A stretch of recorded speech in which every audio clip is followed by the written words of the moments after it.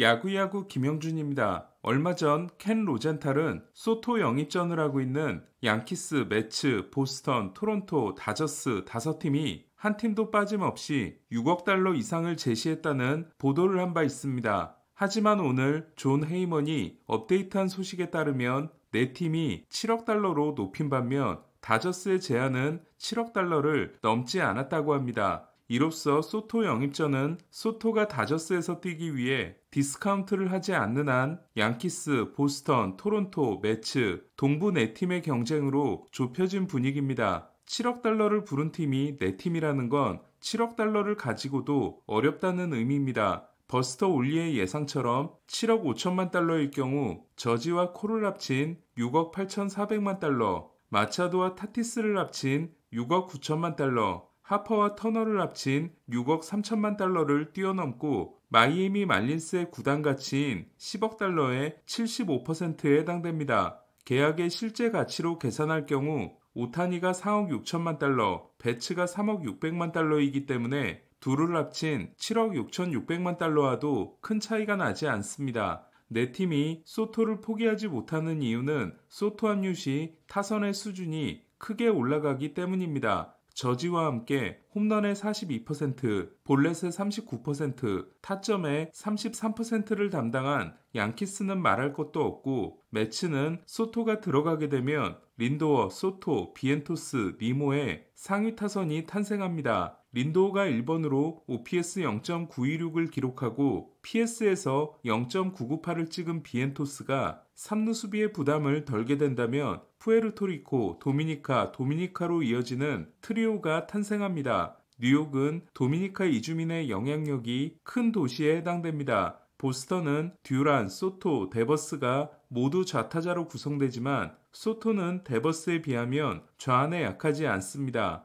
올해 우한 상대 OPS는 소토 0.999, 데버스 0.986, 좌안은 소토 0.966, 데버스 0.686이었습니다. 살인 타선으로 유명한 1927년 양키스는 콤스, 루스, 게릭, 좌타자 3명 사이에 스위치히터인 마크 퀘닉을 넣었는데 보스턴은 소토를 영입할 경우 2번 또는 3번을 맡길 수 있는 우타자가 필요합니다. 토론토는 스프링어, 비셋, 게레로가 모두 우타자이기 때문에 좌타자인 소토가 더 간절합니다. 다만 소토에게 7억 달러를 넘게 쓸 경우 FA까지 1년이 남은 게레로도 싸게 잡을 수 없다는 걸 의미합니다. 정말 훌륭한 타자인 소토에게 7억 달러를 쓰는 게 맞는지는 모르겠지만 다저스에게 이슈를 빼앗긴 동부팀들의 자존심 대결이 되는 모양새입니다.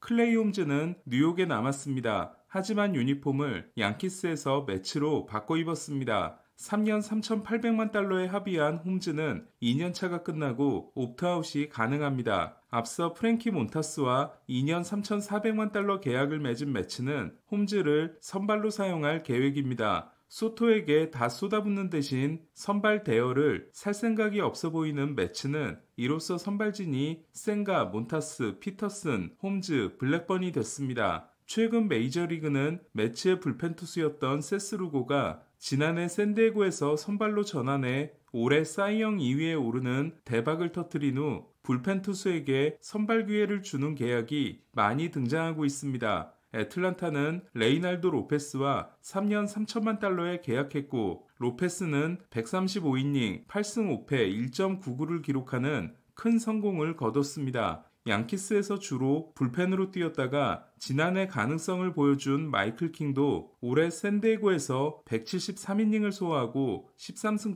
9패 2.95를 기록했습니다. 반면 자이언츠와 4년 4,400만 달러에 계약한 조던 힉스는 1011경기에서 4승 1패 2.33으로 좋았지만 이후 9경기에서 6패 6.42에 그쳤고 7월 말부터는 불펜으로 돌아갔습니다. 하지만 자이언츠는 내년에도 힉스에게 선발을 맡길 계획입니다. 불펜 투수를 선발로 영입할 경우 장점은 선발 기회를 주는 것으로 몸값을 깎을 수 있고 선발에 실패하게 되더라도 불펜으로 쓸 수 있기 때문입니다. 홈즈 역시 선발로 성공하지 못하면 에드윈 디아스의 앞에 나서는 셋업맨을 맡길 수 있습니다. 마무리로서 싱커 60%와 각각 20%의 슬라이더, 스위퍼를 던진 홈즈가 선발 레퍼토리를 만들 수 있을지 주목됩니다. 미러키 단장 시절 저평가된 투수를 찾아내 성공시키기로 유명했던 스턴스 사장은 소토를 꼭 사고 싶다는 코엔 구단주의 소원을 들어주기 위해 투수 쪽에서 아끼는 것 같은 모습입니다. 단축 시즌 통합 트리플 크라운과 함께 만장일치 사이영을 따냈고 2022년에도 200이닝을 던졌지만 올해 2경기 12이닝 20K 무실점 후 토미존을 받았던 쉐인 비버는 클리브랜드 잔류를 택했습니다. 옵트아웃이라면 1년 1,400만 달러, 옵트아웃하지 않으면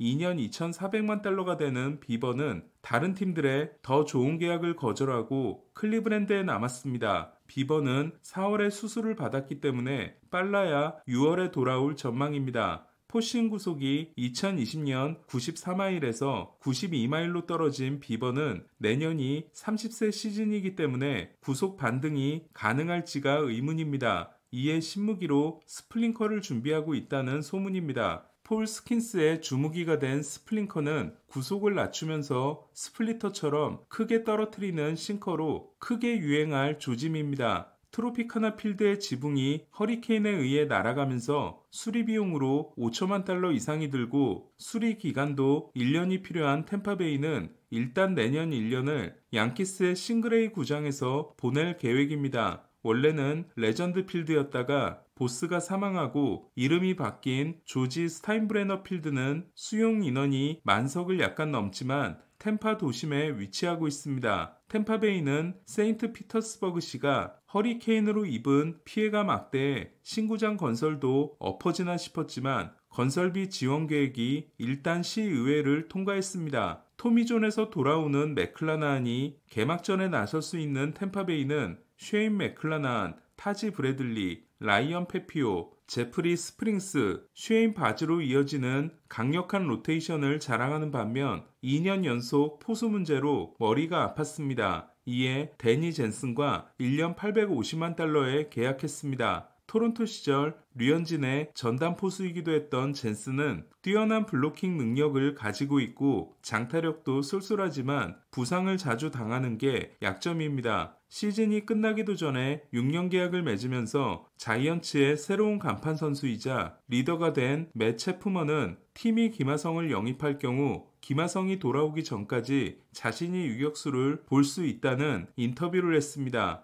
이는 체프먼이 팀에게 여러 가지 옵션을 제공하기 위함으로 여겨집니다. 현재 보라스 코퍼레이션의 모든 역량이 소토에게 집중되어 있기 때문에 김하성 계약 협상은 소토가 끝나고 진행될 가능성이 높습니다. 자이언츠는 CBT를 2억 6천만 달러에서 낮출 계획이지만 현재 1억 8천만 달러이기 때문에 낮춘다고 해도 외부 영입에 여력이 있습니다. 신임 잭 미나시안 단장이 미러키 시절에 가장 좋아하는 선수인 코빈 번스를 영입 1순위에 올려놓은 자이언츠는 아다메스에게도 관심이 있습니다. 하지만 아다메스가 큐오를 받고 김하성은 받지 못했기 때문에 지명권 손실이 없는 쪽은 김하성입니다. 자이언츠는 피츠제럴드와 함께 케이시 슈밋, 데이빗 비아, 브렛 와이즐리 등의 유격수 자원이 있지만 더 확실한 유격수를 원하고 있습니다. 오늘 소식은 여기까지입니다. 야구야구 김영준이었습니다.